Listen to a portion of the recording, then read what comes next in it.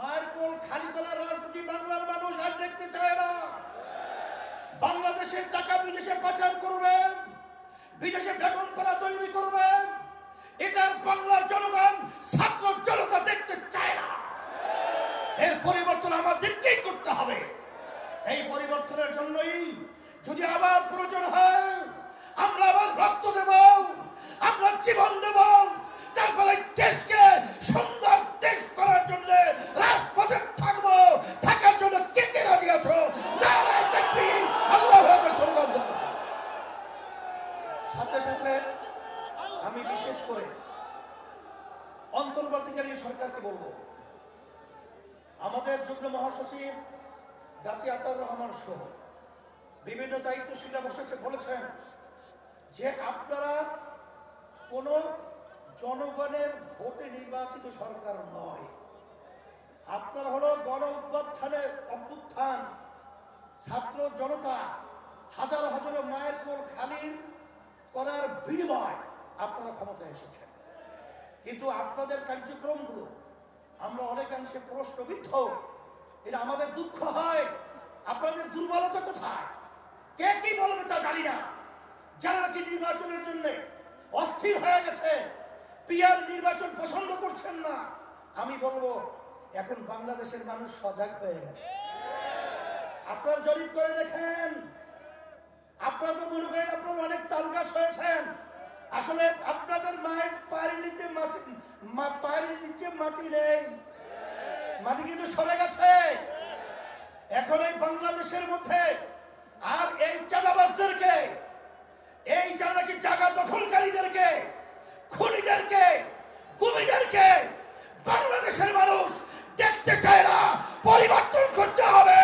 সুন্দর পরিবেশ তৈরির জন্য আমাদেরকে কাজ করতে হবে। এই জন্য আমি বিশেষ করে বলবো, যারা নাকি হাজার হাজার মায়ের কোল খালি করেছে তাদেরকে আবার নির্বাচনের জন্য আহ্বান করছেন। আপনারা কি ইঙ্গিত দিচ্ছেন?